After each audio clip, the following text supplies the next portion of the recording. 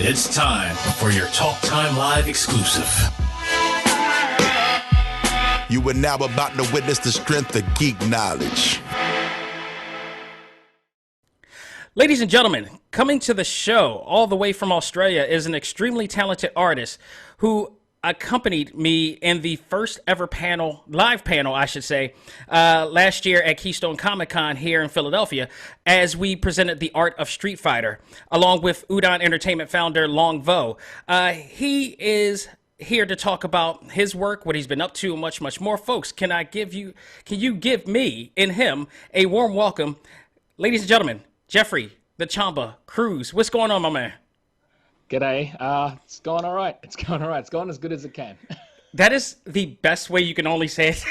yeah. It's going as good as it can. By the way, it's midnight over there, so thank you very much for, This is, it's the weekend's about to start, so I'm like, okay, I will allow myself to kind of stay a little awake longer than normal, and yeah, I will sleep in tomorrow most likely. Much appreciated. It always warms my heart to know that some of my favorite people that I'm fans of is actually, accommodating me. No, this actually works best for me also, like during the day, and yeah. Right. So, let's get down to it. You're on the other side of the world. How are you, your family, and Australia in general is holding up with the coronavirus right now and COVID-19? Well, for a few weeks, honestly, it could be a few weeks, it could be months. I don't even remember at this point.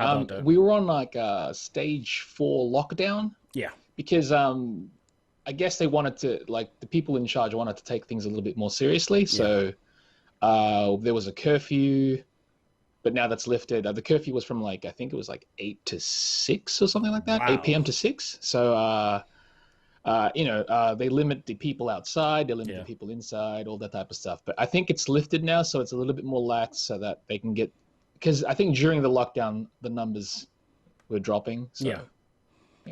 Cross your fingers on that point. Yeah. The year's still going, so, we'll see what happens. So you're one of the UDON elite is what I like to call. But then again, everybody, I appreciate it. But technically speaking, everybody in that company is elite, in my opinion. But for those who didn't attend the live panel that I hosted with you guys, can you talk about how you got into UDON Entertainment and, who is basically known for working alongside Capcom and working on some other legendary video games and projects and such? Okay, so I've been with the company since 2007 at this point. So it's quite a couple of years now. I was introduced to the company via my friend Joe Ng, who also works for the company. We became mates on DeviantArt. DeviantArt was a website that obviously people posted their artwork and stuff. And I met a lot of people online through DeviantArt, instant messenger and stuff like that. We'd chat, we'd do art jams and such like that. And I think it was 2006 was the first convention I ever attended. And that was San Diego Comic-Con. That was your first con? Jeez. Right, yes, it was my first con. Prior to I had to work my way up to that. Yeah, right. That's what a lot of people told me, but I'm like, I'd never attended a show. I didn't actually do much research in regards to comic shows in Australia, even. So, but I was like, okay, I want to go. And at that, during those years, it was applying to, actually attend Comic-Con was a lot different than it is now these days. Yeah. Where I actually applied online and got a ticket. That's how simple. Okay, and you got lucky the first time around. What the? Yeah, that's what I'm saying. But it was a different. I feel like it was a very different time. You didn't have to go through the computer waiting room and all that stuff. I did a little bit, but not to the extent that that we have to go through now. I can't tell you the horror stories I've had with that. It's just well. All right. Here's a question, real quick, before you continue with that. Sure. San Diego Comic-Con was your first con. Yes. Did everything disappoint you from that point on down? Not really disappointed. It was I think it was good that I started there because it allowed me to see what the biggest thing could be. Okay. So that I was prepared mentally that of what to expect of other shows. I knew the other shows weren't going to be as big. Right. So I'm like, okay, it should be fine. Okay, you grounded yourself. Absolutely, absolutely. Because a lot of people would have came in just like and would have been snooty and bushy about. Oh no.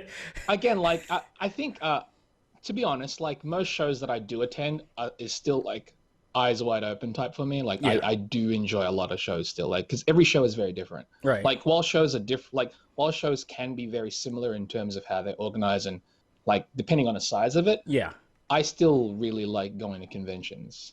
Cool. You know, so big, small, they're all a show to me. Right. And San Diego was, you know, it was a monster. I'd never attended any event in general like that ever, Right. where, and it was my first. I think it was like one of my first. It was my first time going to the US. Mm-hmm.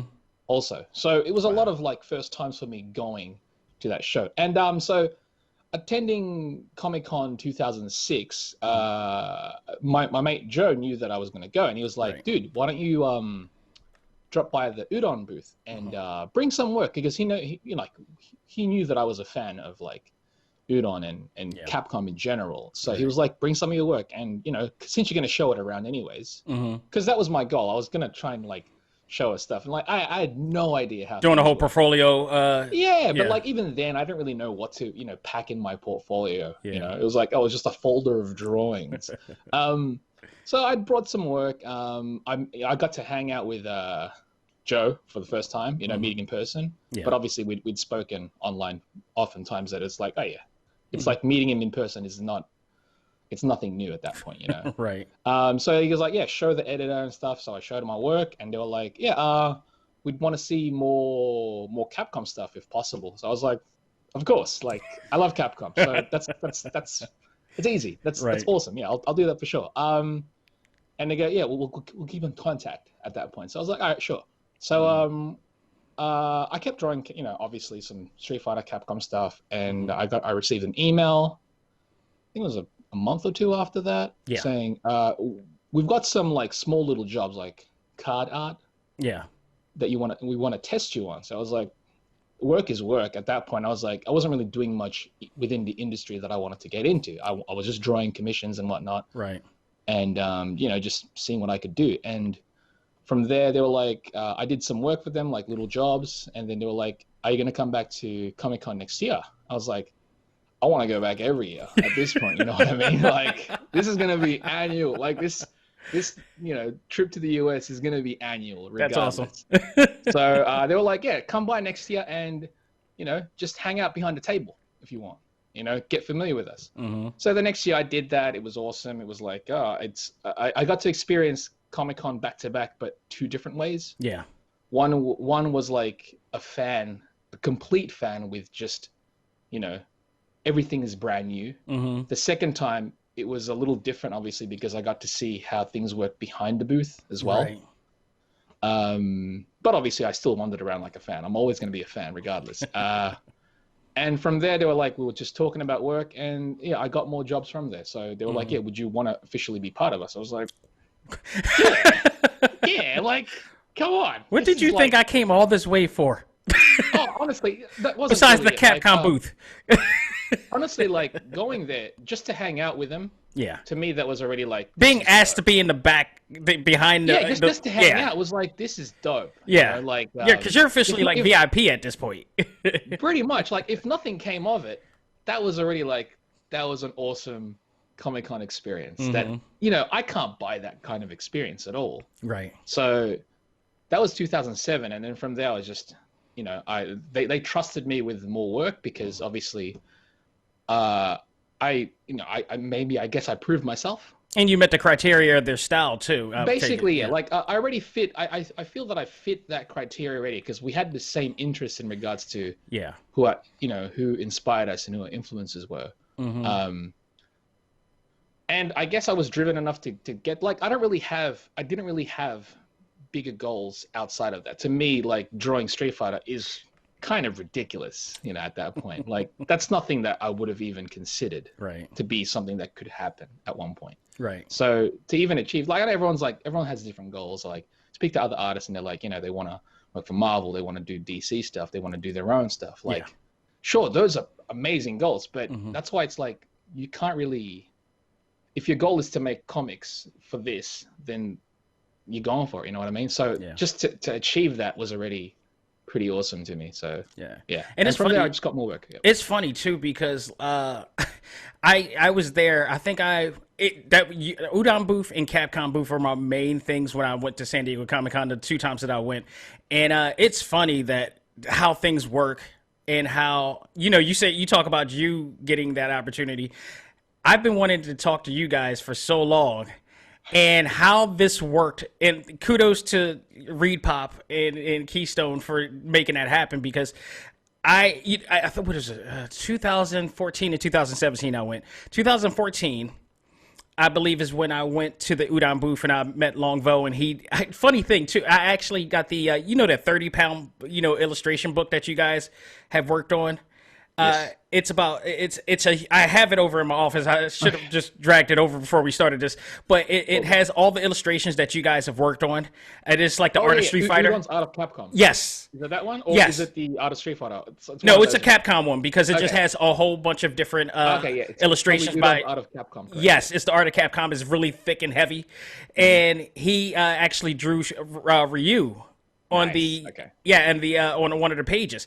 I meant to bring. I had it with me when we were at Keystone, by the way, and I never showed it because I actually wanted you to do a piece on the other side. But everything was happening so much, and I was overwhelmed.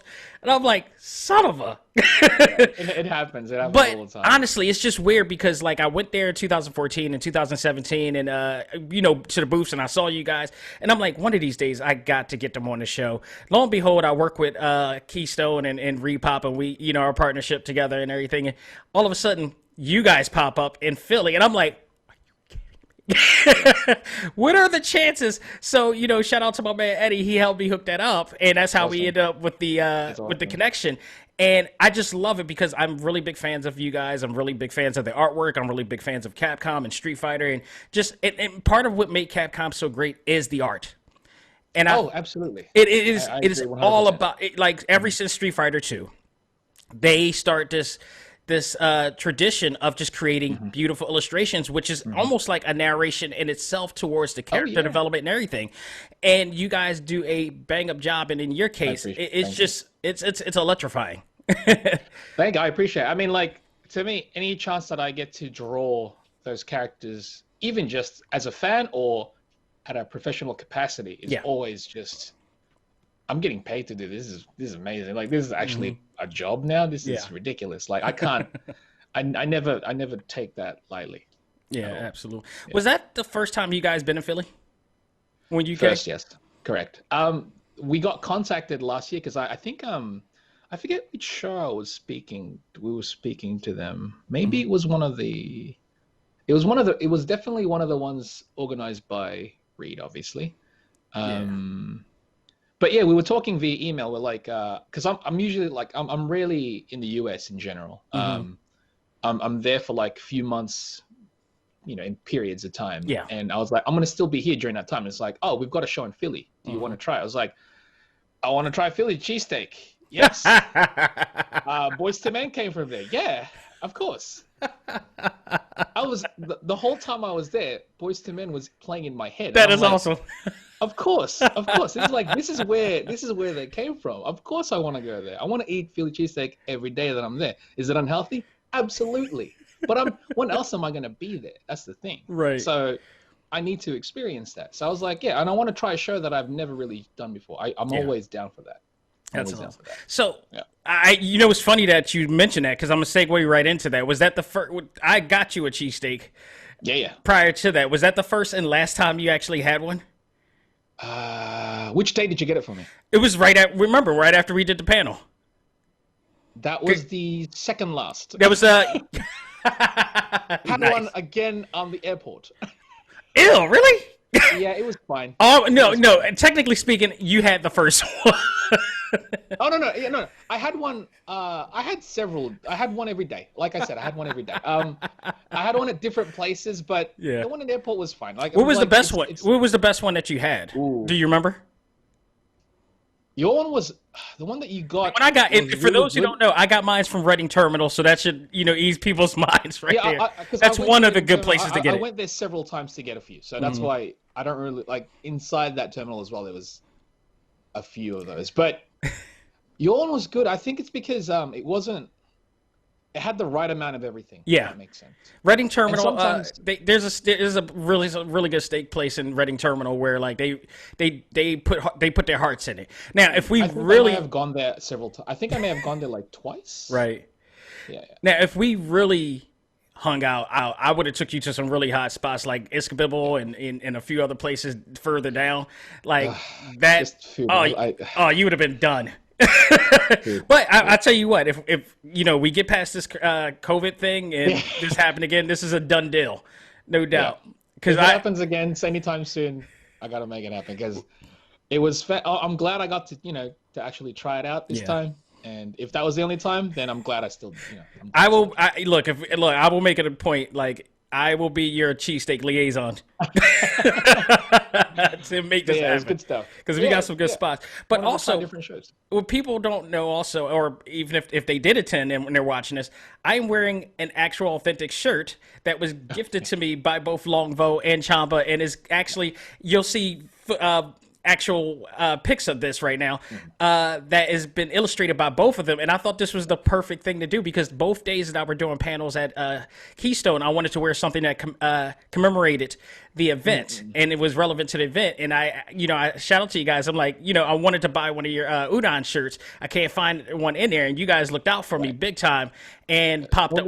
This shirt couldn't have been better, and it was awesome. And I think after this interview, I'm probably going to retire it. and frame it at this point because I've only worn it. I think this may be the third time I've actually worn this shirt because I don't want to ruin it.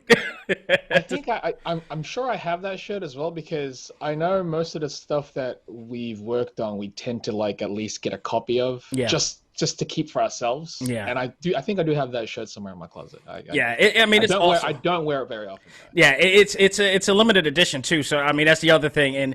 It basically is the Ultra Street Fighter game, which I have on the Nintendo Switch as well, and you guys killed it. I also got the commemorative cards those are framed. Nice. Those ones are hard. Yeah, of Evil Ryu and Violent Ken. Did you work on that one? No, I think those were just all the cards are long. Okay. Yeah, I mean, you guys together are vicious as hell. I mean, like, appreciate it. It's fun. Like, I like collaborating with the other artists on Udon. It's always it's not often that we get to collaborate for actual like within the comics. Yeah. For example, but there's been a handful of projects within recent years that I've managed to collaborate with a couple of them, and it's really fun. Mm-hmm. It's really fun because it's like it's a mesh of styles, but it's not like. It's not one over the other. Yeah, it really is. It's and that's what I felt because I follow you guys on Instagram a lot, and you guys post a lot of your work there. And I'll mention this again, but you can see the synergy that you guys have, and it doesn't clash. It assimilates, and that's the beauty of what I love when you guys do that. Obviously, you guys miss having. Going to conventions and everything, but do you consider this actually a good break for you in this venture where you could do other projects, or is like you really miss going to conventions? Honestly, like one of the primary things that I really miss about conventions in general is to get to hang out with a lot of my friends overseas, and like it's a work vacation to an extent, but it's mainly a vacation when I go overseas. Like while here at home, I do work when work comes. Has work, died down to an extent? Sure. I mean, it's died down for a lot of people in regards to work. So, but I figured that was normal. But I'm definitely keeping myself busy and drawing and stuff still. So that's not really. Oh, that's obvious.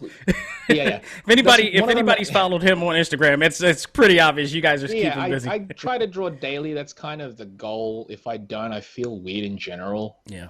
Like I feel like I've wasted a day. Yeah. Even a quick thing. Yeah. But it's I miss hanging out with them a lot in general. And the conventions is fun. Like I miss just wandering around a convention floor. Yeah. Looking for stuff, like finding things that I'd never seen before, things that I've always wanted. Yeah. Picking up stuff and then like having to think about how I'm going to bring this back home. Yeah. Because it's like, oh, I got so much stuff now. My luggage weighs so much. So yeah, I miss travel. I miss travel a lot, basically. Yeah, I hear you. I hear you. So, I mean, like you said, we just talked about you guys working constantly, like doing your own work on Instagram and DeviantArt and stuff like that, but and doing commissions and stuff is, you know, to almost to a point that it feels like it's therapeutic to you guys. Is this more like a muse to you, or is just like or some form of tranquility when you sketch, especially during these times? It is like, I mean, I know a lot of it's so different for a lot of people. For me specifically, it sucks. It's weird and sucks to say, but it somewhat feels normal. Like, because I work from home anyways. Yeah. So yeah, same here. yeah, right. Like, and while I'm in Australia, I rarely do go out. You know, I hang out with mates, so that's one of the things that that has been, you know, taken away from dwindled down, you know, to an extent where it's like it doesn't exist anymore. Yeah. But other than that, I still speak to my mates online overseas. Yeah. That still happens. I still draw. I still get work when work comes. Yeah. So it doesn't feel like, the only real difference that I'm feeling is the fact that right now I would be overseas, or during San Diego Comic-Con, I would have been there. Yeah. You know what I mean? Right. So there were like periods of time where I'm like, oh, this is the first time I've been here in Australia at these months for the past several years. Like, normally this time I'm overseas. So that was mainly the big difference. Yeah. But in regards to like being at home and working and stuff, there's really, I honestly don't feel much of a change. Yeah, I feel bad because I feel the same way. Like I design at home. I do this show. I do like project work myself, and it's just it really didn't change from a standpoint, except for the fact I'm wearing a mask when I go outside. Yeah, but even then, I'm like, that doesn't bother me. Because we're in this world, we're in this industry and universe where we kind of play on this, wearing a mask anyways. Right. Like I was like, I can wear a mask. I'll just design some masks as well. Which, by the way, we'll talk about that very shortly because, okay. Yeah, I'm gonna plug the hell out of you with that one. I appreciate it. Yeah, I saw stuff, but I'm gonna take you back a bit. I'm gonna see how your memory works here. Do you remember the person who recognized your talent? Like dating back to when you were a kid? I mean, my parents, obviously, I think. Like, they didn't really discourage me from drawing, thankfully. Being an Asian background, they do say, school's important, you know, get an education first. Whatever it is, it's like, just get an education, you know, do well in school, and all that type of stuff. But they knew that they weren't going to stop me from drawing. Like, they knew that it was the thing that I enjoyed the most. I mean, I think I have memories of like when I was 4 or 5, where I was just like, they would give me like reams of those old computer paper.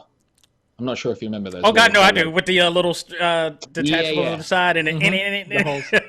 A lot of people, like a lot of kids hearing this, won't know what we're talking about. Yeah, no, we're aging ourselves right now. That's fine because I was a kid then, so there's no way a lot of people would realize. But yeah, they would give me heaps of those because they were cheap, they were whatever, and just a couple of ballpoint pens and stacks. And just let me go to town. And I have actual memories of like buying Transformers back in the day, and at the back of the box, at the back of the actual like card, you would see a bunch of the other characters, and I would just draw them. I'm there with you. I used to do the exact same thing. Transformers, TMNT, dinosaurs. Those are the things that I'd love drawing. Yes. Thundercats every now and then. I think me and a couple of like me and my older brother and some family friends, we all were interested in drawing. So we'd actually make up our own characters then. Like back then I didn't know about like, oh yeah, making up your own characters. What the hell is that? But I was just like, this is cool. Let's no idea. But that's like early stages. So and like teachers, like even in primary school, obviously it's weird now, but like they would allow me to do certain projects where I would just illustrate a majority of the things, and I would get good grades because it's like, oh, he's doing research, but beyond just the research, he's presenting it in a way that is not just written. Like, obviously, there's written parts, but he's drawing it as opposed to just... They're witnessing a prodigy in the making.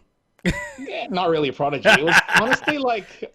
I have like... I don't know. You're that young, and I'm glad you said that, too, because that's when somebody took notice of me. It was in second grade, and I started doing, like, still life of just normal fruit, and I don't remember if it was still life just based on a perspective of what I was seeing, or was it actually, that's the only thing I don't remember, but I remember it doing apple, orange, banana, and it was accurate to the eye of the person I was seeing, which was my second grade teacher, Mrs. Lane. I don't even know she's around anymore, but thank her because that started my way.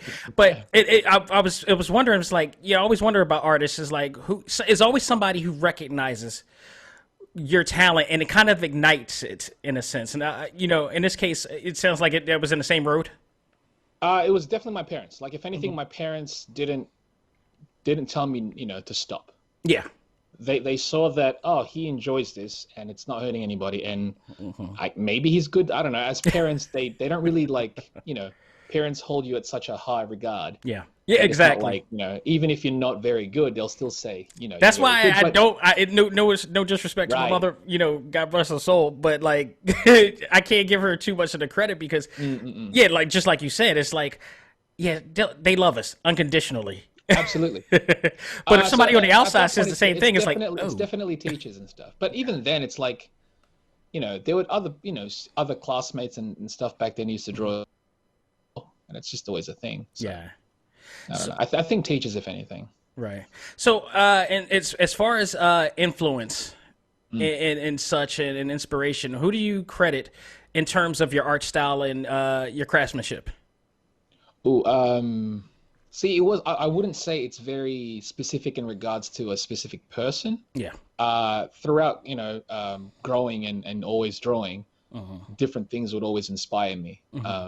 And would constantly inspire me. Like, obviously, I was big on cartoons growing up, big on the things that I mentioned, Transformers, TMNT, Thundercats, dinosaurs, and all that type of stuff. But then, like, I think early on, I'd seen like Samurai Pizza Cats, Tekka Man, and things where I'm like, oh, this is cartoon, but it doesn't look like those cartoons. It doesn't look like other cartoons that I'd seen. There's an eye for design within each one of those. Yeah, like, they look specific. They don't look like Ghostbusters. Yes. They look like, what the heck is this? Like, there's a certain significance that draws you in, and I remember, like, I did the same thing. I did the same thing with Turtles too, and Transformers, like, especially Transformers, because I think that's I credit it, as far as that, I credit what can I say? Whoever created the Autobot and Decepticon symbol, for me being a logo designer. Oh, those logos are fantastic. They're the best because they embody wisdom. The characters exactly who they're supposed to represent. Exactly. They're the total embodiment of sage and wisdom, and the other one is like deviousness and treachery and evil. It's so good. It is so, and they're simplistic and symmetrical at that. And it's just, I love that. And then you got these robots who are just beautifully designed, geometrically designed, if you will. Right. And it drew me in. It's like a puzzle to even try to do a Autobot or Decepticon. Oh, yeah. I mean, if anything, I would say one of the first things that got me going, like, that got me thinking, this is so good, is the introduction to Thundercats. The intro. Like, even to this day, I still watch it and I'm like, it doesn't age. Best animation. It's still some of the best. And obviously, like, years later, you find out, it was the reason why that looked so good compared to the show is because that was animated in Japan by this studio, and I was like, oh, okay, that makes sense. Or it's like, or why the first 4 episodes of TMNT, the original cartoon, looked so good is because it was animated there. So I'm like, that makes so much sense. I'm glad you pointed that out too, because everybody forgets the first 4 episodes of that, and it was just beautiful, like the shadowing, the thin line, outlines of it. It was just so beautifully done. And then you go past. It was made as 4 episodes because it was like an intro / movie. It's almost like a one and done. Yes. It kind of reminded me of how Jim Lee would draw you into comics in a way he would do the first few episodes and then pull himself out, and then you're thinking that his variant covers is going to have all of his work in there, and then somebody else is in it.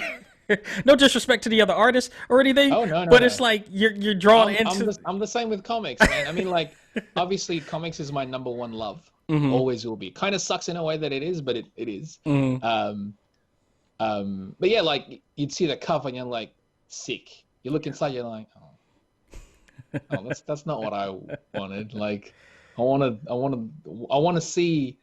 This cover should represent what's inside the book, right? At least for me, you know. I mean, don't get me wrong. Sometimes I'm like, the cover is not really doesn't represent the book as well as it should. Yeah, you know. But it's all taste at that point. In one word, give a description of your art style. Energy. I like that.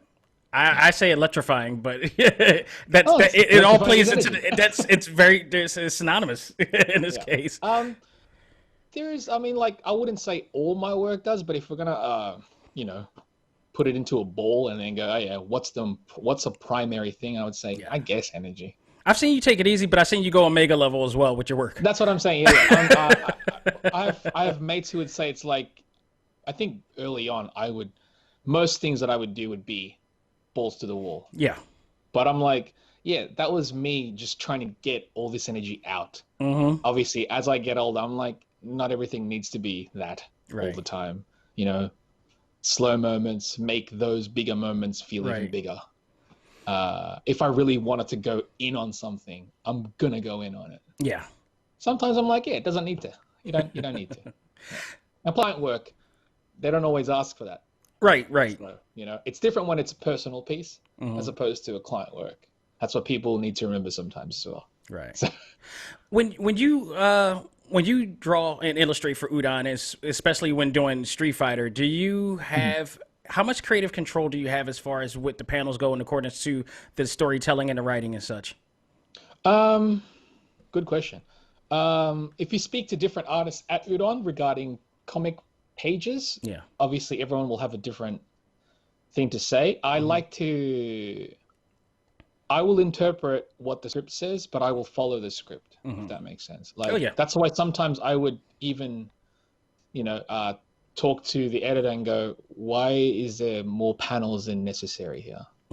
Like, they're trying to do too much for the page and it's not going to make the flow of the page well. Yeah. So that's why at that point I would end up doing like, in a few of the issues that I did, I would do like shadow effects instead of like, oh yeah, each move is represented in a panel. I'll just have one larger panel where they'll show the move within the panel. And I'm like, it's almost animated in a sense. But yes. I'm like, it's more work for me, but it's like, at least that way I'll represent what the script asked for, while at least making it more interesting for myself. But I think that's what I love about you guys, because, I read comics too, and I've read comics in the past, but when it comes to your work and Long's work and the other guys, it's movement. There's comics that has panels that has representation of stillness, but also action, but there is a form of movement in your pieces and your panels that it just feels like it is going in motion, even though it's not, because you have blur effects and you add on. Like in your case, I think you've actually mastered the art of lighting and shadowing and tones with yours. I mean, you have these really saturated and vibrant colors that you add on here, but you also have these really subtle shadows that really just pops out, and it just creates a movement when I watch it. And I'm not even high. Well, I appreciate it. I think it's like, as a big fan of animation, my thing is I love to try and depict movement in stills, or like when I did Random Views, my book Random Views for UDON. That was a creator-owned book. I got to explore a style that I never drew Street Fighter in. Yeah. Something that I wanted to do for myself, just purely myself. And in that book, I wanted to basically make it feel like panels were like still frames. Yes. Where it's like, it's within the moment of the movement, but not to the point where it's like the in-between, but more like just the specific shots. Right. So, yeah, I do like to try and capture movement. That's the goal. So we're going to segue into that because that was one of my other questions about your titles, Random Views. Beautiful book, beautiful title. For those who have not read it, can you tell us more about that?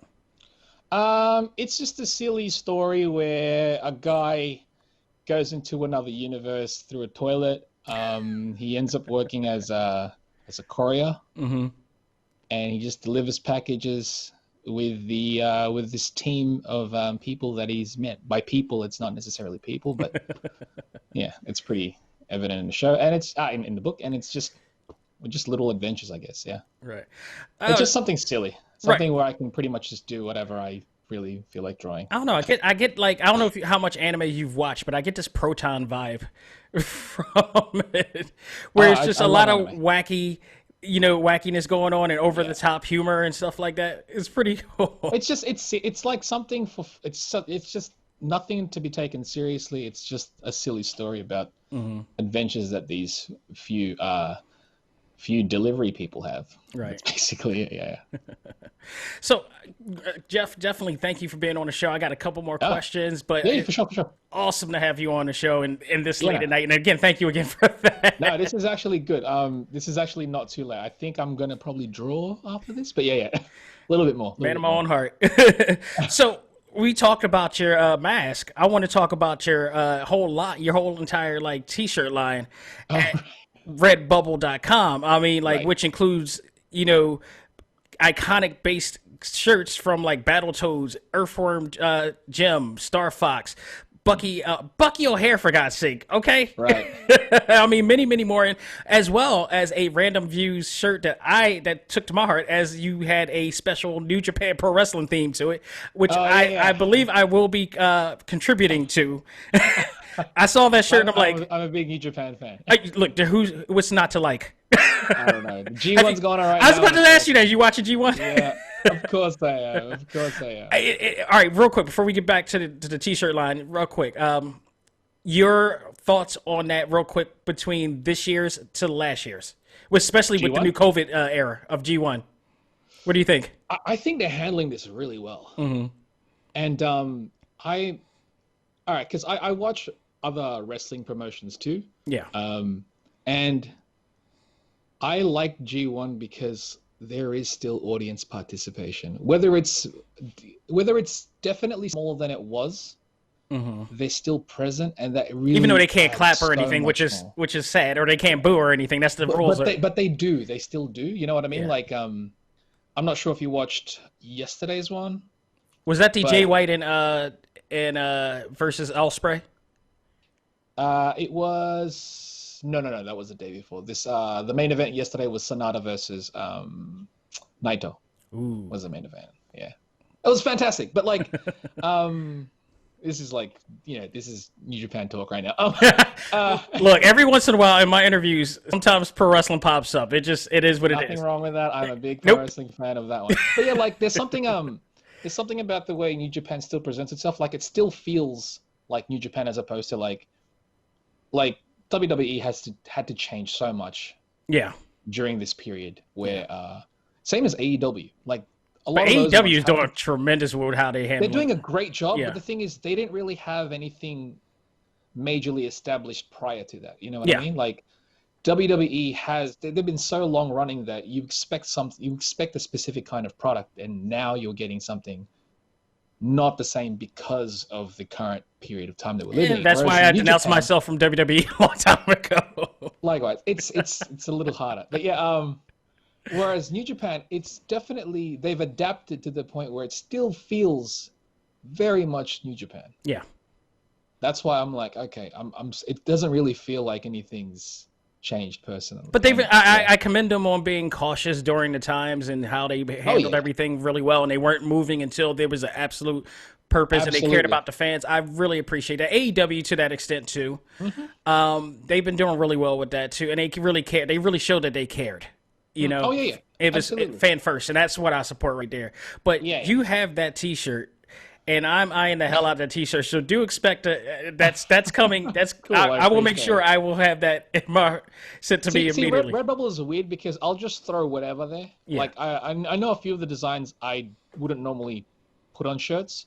A lot of the fan art type of stuff I wouldn't put on shirts. A lot of the mashups I'll have because they're just mashups anyways. But a lot of the fan art stuff I wouldn't normally put. But usually, like, somebody would ask, like, can I get that on the shirts? I was like, yeah, I'll just quickly throw it on so you can grab it, and then I'm going to take it back down. So just because I don't want to have it all, constantly there. Trust me, I get it. I've done it. No, but a lot of the mashup stuff I will just keep there because I'm like, it's just a mixture of random stuff anyways. But it's extremely beautiful. Like I said, it matches to the nature of how you work. It's very vibrant. I have a lot of T-shirts, and as you know, I think I have too many. Yeah, I know. My wife is probably. I'm waiting for her to say the same thing too. It's getting to the point where it's just like it's overflowing in my drawer. I've got so many, and I'm only wearing like maybe a handful. And I'm like, what am I doing? Like, it's like, oh, I wear that when I go out. It's like, but you can't go out anymore. Right. Not now anyways. I'm like, yeah, I guess I should just wear. I'm making up for lost times of cons I couldn't attend. Yeah. But no, I mean, like, they're just so bright and vibrant and such like that. How do you decide what you're going to make as a T-shirt? Something that I want to wear.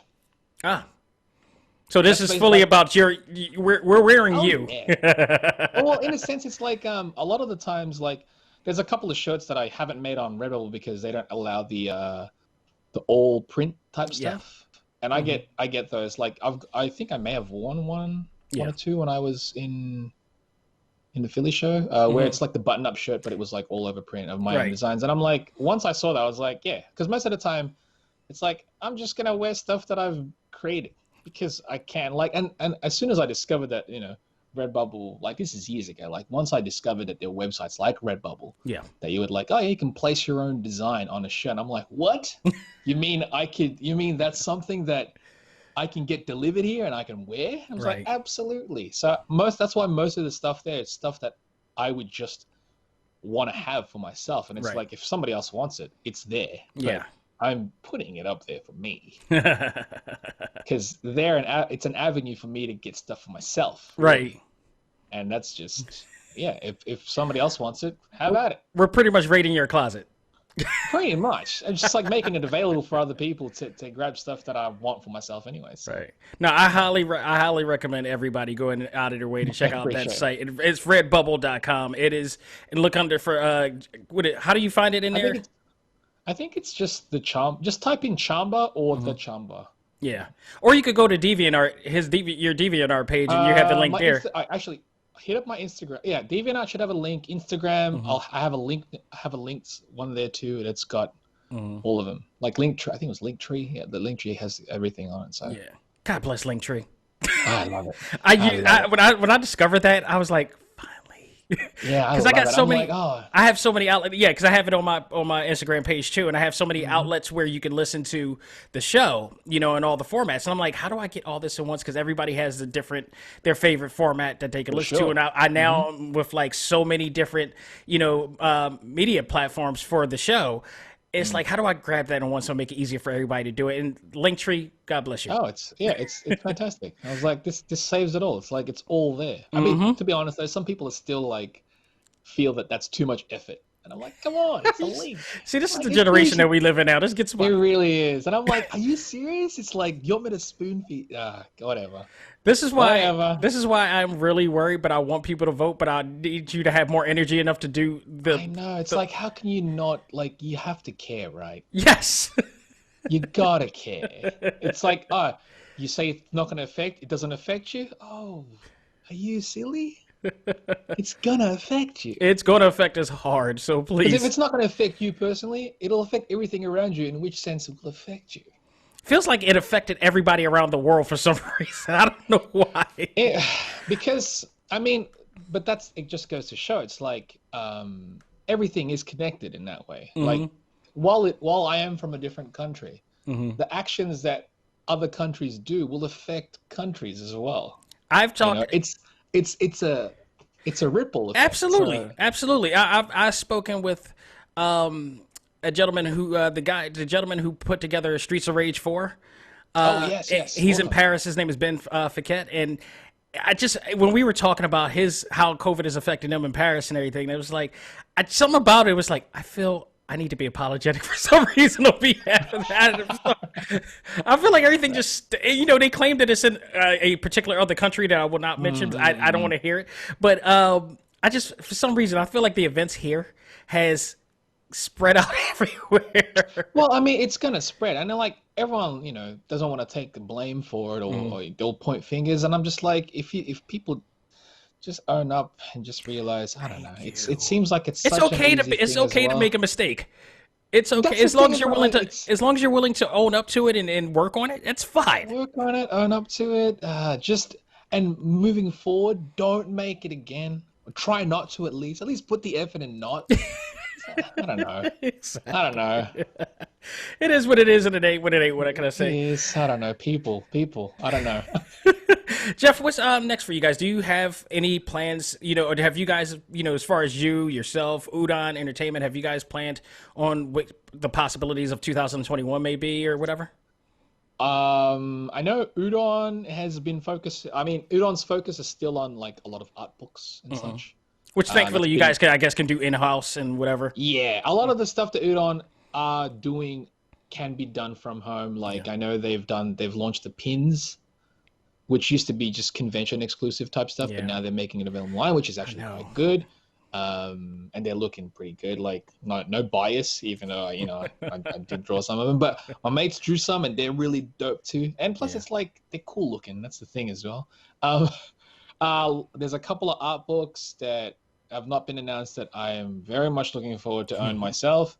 Can't say I'm sorry. And I think in regards to like future projects, I think it was a few months ago we tried to launch the volume 2 of Random Views. It's not good timing. It was when I think at the start of when COVID really hit, and it was like no go. So I think we're gonna try again properly with better. We're gonna organize it better and launch that. I think sometime next year, most likely. Well, that project's done. So. Well, my friend, thank you so very much for being on the show. And, I really, and again, I got to give thanks to Reed Pop and all of the crew there, because we would never have been able had the chance to meet. You wouldn't have had your first, technically speaking, for cheesesteak. Yeah. My first several. Yeah, technical. I mean, like, there are places within America, obviously, that says, oh, we sell cheesesteaks. Yeah. And I was like, sure, I've tried them. And I'm like, yeah, they're great. But I wanted to try an authentic Philly, exactly. Yeah, because it's like they say it's called a Philly cheesesteak, so I want to try this Philly cheesesteak in Philly. Almost didn't leave out of Philly, did you?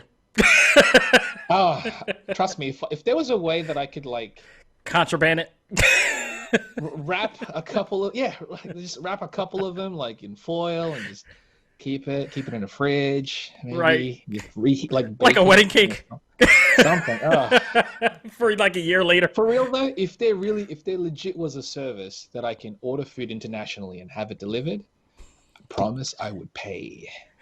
and that's the thing. Like I know this COVID's been really terrible, but I'm glad. Like I'm super thankful for all the services that are still available, like delivery. Absolutely.